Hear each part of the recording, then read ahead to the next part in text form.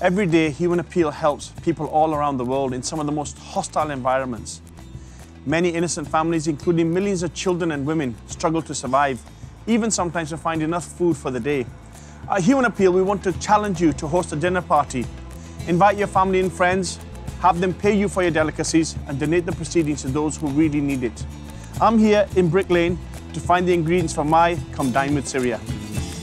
Naeem heads to Taj stores. They stock all the fresh vegetables he needs for his Syrian feast, he hopes. I'm going to try and cook something Syrian. Really? But of course, you can experiment with anything you want. It's a good idea to try and make something that other people eat that you don't normally eat. So let's see what we've got here. For his recipe that he hasn't invented yet, Naeem thinks he needs 5 beef tomatoes, lime, chilies, garlic, onions, and lemon. I have to let you into a secret. I have never cooked in my life. A Syrian-themed dinner party for 6 guests seems like the perfect time to have a go then. Oh, it's so good to be home. Hello, Rufus. How you doing, man? Do you miss me? Yeah, looks like it, Naeem. Lovely. Well, we've got all the ingredients here. Unpack them in a minute, but most importantly, we must dress for the occasion. Yes. No. Anyway, what am I meant to do here? How about cook a Syrian feast for 6 people using the ingredients you just bought? Let me switch this thing on. Excellent start. Oops.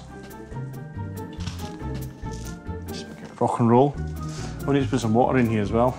Yes, that normally helps. Naeem is supposed to be boiling 6 cups of water. Haven't got a clue how much water's to go in it, but that looks reasonable. 6 cups of water! And a small pit... Oh, never mind. That should do salt-wise. Yes, I should think so. Naeem adds carefully measured rice. There we go. Before finally slicing his vegetables with a bread knife.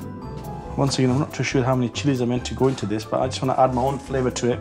Naeem adds a generous portion of chilies and tomatoes, then fries with the onions. And now we're about to fry this, ready to put into the rice later on. Wow, I've never done this before. As you keep telling us. Oh my goodness. Some of the guests are here. Oh. Welcome to Come Dine for Syria. I'm cooking up a storm in the kitchen with a lot of stress. So can you all go through to the garden, please? Back to the garden. Come on. Salam. While Naeem busies himself in the kitchen, his guests talk about him in the garden. Something like that. I said, okay, I'm bringing Jordan. Did anyone bring like sandwiches or anything else we can munch on? Oh, that's wise. So how are we going to tell if this food is authentic or not? Well, you guys are lucky. I've lived in Syria for 6 months, and I can tell you if it is Syrian or not. We have to appreciate one thing is that Naeem has brought us all together, and we haven't sat down with each other for a long time now. Absolutely. Never. This is a real blessing, right? And what a lovely reason to come together, all of us coming together for Syria, and to remember Syria, have some fun, enjoy some food, and raise some money. Yes. Do you know what I love, though, is the concept. It's fantastic. You know, it's people getting together who don't normally have the time to get together, cook some food, like the Syrians, and donate towards the campaign. How's that working out? Yeah, I mean, look, in the last 10 years, most of us have worked together for a decade, and we haven't actually sat and had lunch.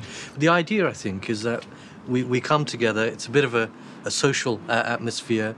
We think about the people of Syrians, and we contribute in that way. It's better than just putting some money in a box. It's like putting value to the meal. If you go to a restaurant, you'd put 20, 30 pounds per person. Yeah, exactly. Here the person is cooked, Naeem is cooked, out of love and sympathy for the Syrian brothers and sisters. We've come here, we would put some money in at the end. Imagine that replicating up and down the country. Conversation over for now. The guests head into the dining area. Pull your finger out, Naeem. That's all right, Rufus. You just take your time. Enjoy yourself. Relax. You know, I'm so glad they're hungry, because it means they'll eat anything. Well, guys, the proof is in the pudding. Or the main.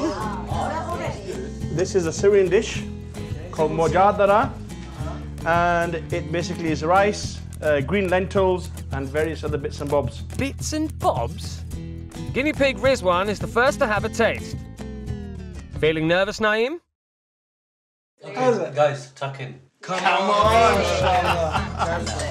Well, he reckons he's never cooked before, but Naeem certainly did well for a first-timer. Do you think you could do better? Why don't you find out and host your own Come Dine with Syria? It's really as simple as that. That's all we're asking you to do. Get your friends and family together for one evening. And you know there's that old saying about walking in someone else's shoes for a day. We're not asking you to do that. Obviously that'd be very dangerous. We're asking you to have one meal in someone else's shoes. As simple as that, just one meal.